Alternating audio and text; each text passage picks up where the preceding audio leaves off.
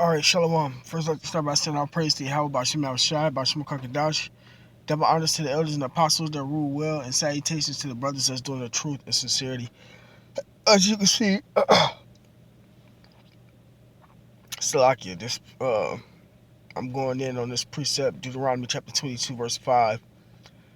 The woman shall not wear that which pertaineth unto a man, neither shall a man put on a woman's garment, which is like cross-dressing.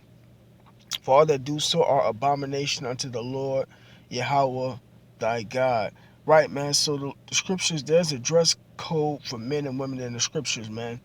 And just alluding to the whole situation that's going on in Iran. They have their laws set up to where women gotta wear a certain attire, also, in which they took all that from us. Because all the nations came together to keep Israel down, but. But yeah, man, the Lord has a way that women are supposed to dress. So I'm gonna go ahead and go into this Islamic religious police. Um, and it says Islamic religious police are official Islamic vice squad police agencies which enforce religious observance and public morality, which America doesn't have that anymore. That was a part of the agenda to destroy Israel, and that's in the book of the Tavistock Institute, I think it said shaping the moral, spiritual. I forget the exact title, but I have the book. I don't have it nowhere near me right now, but it was under the Tavistock Institute, and they say how they slowly but surely went from having the women with the long skirts on, and slowly but surely lifting those skirts up. And basically, it just goes into breaking down the morals and stuff. So, and that's one reason why the Islamic countries are fighting so hard against America's democracy, because America's democracy let women do whatever they want to do. From joining the LGBT community, to having sex, porno, uh, um, half naked or naked nude beaches, etc. That's part of the U.S. democracy, which destroyed a nation, and promotes wickedness and whoredom, man. And the nations are not with that, and the scriptures is not with that, man. Hence the reason why there's so much destruction going on in the world, man. Because this devil Esau, the white man, starting with the elites, he's in power, man. And that's the power that the Lord gave him because of his hatred against Jacob. But eventually, all that's going to be turned around, and he's going to get judged for that. But the women that are going against these laws, uh, what the scriptures first are going to be judged, and then second, what's going on over there in Iran, which I think that's a just one another agenda from the U.S. Because the U.S. infiltrates these nations and get these nations' people to rise up against their own government to uh, give them a reason why they should put sanctions or go in and take down the nation, etc., man. But okay, it says Islamic religious police are official Islamic vice squad police agencies which enforce religious observance and public morality on behalf of national or regional authorities based on its interpretation of Sharia law. Modern Islamic religious police forces were first established in the mid-1970s. Prior, the administration of public morality in most Islamic countries was considered a socio-religious matter and was enforced through application of civil laws or through more informal means.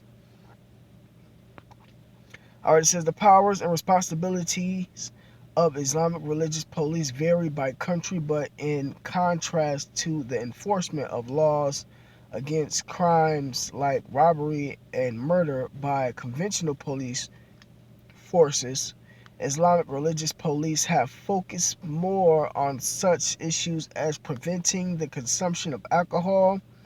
And the scriptures say, you can drink alcohol. It's just that they gotta be done in moderation. For men and women, especially for women.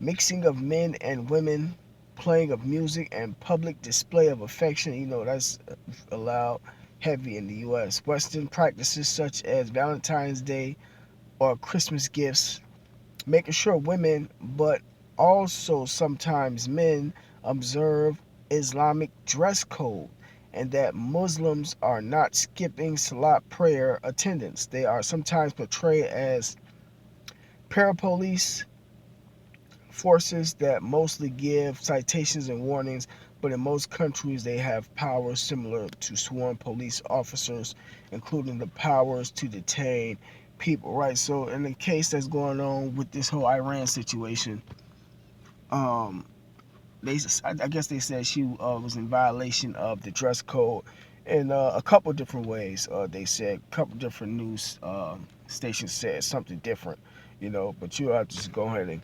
look into that a little bit more. But she was in violation of the dress code, and certain witnesses say they beat her, and then later on she died, and then the police had their own story. She already had health problems. But just to go back to the scriptures, man. Deuteronomy 22:5. The woman shall not wear that which pertaineth unto a man, neither shall a man put on a woman's garment. There is a dress code in the scriptures, man. These guys out here wearing these women clothes and these women wearing these pants is against the scriptures, man. For all that do so are abomination unto the Lord thy God. And breaking this law, it can get you killed, man. As small as it may seem, the Lord is strict on how he want his people to be, because look at our women. Our women are naturally curvy, and then it's a curse unto them to be ugly and all the way and fat, and the cellulite, that comes from adultery. That little pouch right there, that's from adultery, man. So imagine if our women were perfect and keeping the laws how they supposed to be kept. They will all be beautiful and curvy like how they supposed to be, man. You know, that's one reason why they will have to cover up, man. But the way Esau got it set up is breaking the law in these Islamic countries. They're not with none of that, So, but just to prove, um, the Lord ain't with that.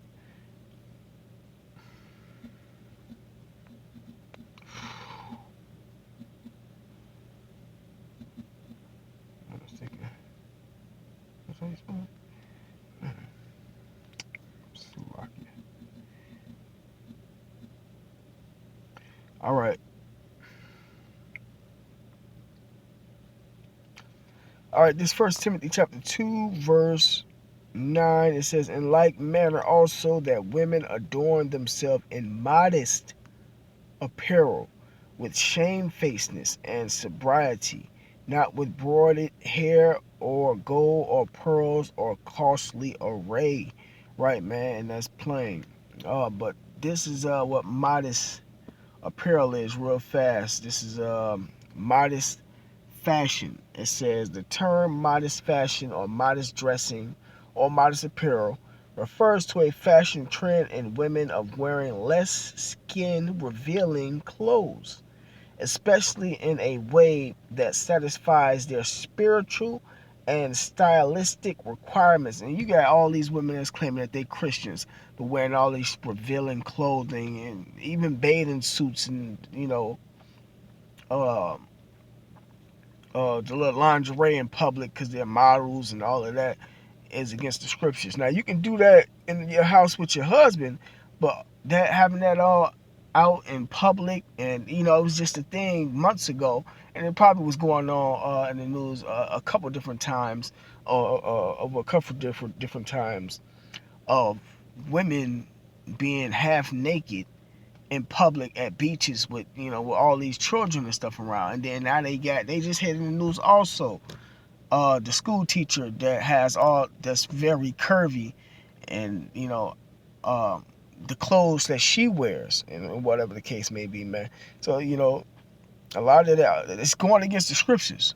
That's why it's being brought up, man. It's just, and those are just examples, of what's not tolerated in the scriptures, and then as far as the people go, people have their own reasons why they don't want it to happen. But you know, if it's going against the scriptures, we jump on it quick. But the Lord not with these women wearing these tight pants and being these models with naked or half naked, you know, in public the way they are, and that's one of the reasons why they're gonna be destroyed. In the last days, they're gonna get raped, etc., man, because they're going against the law, statutes, commandments of the Bible.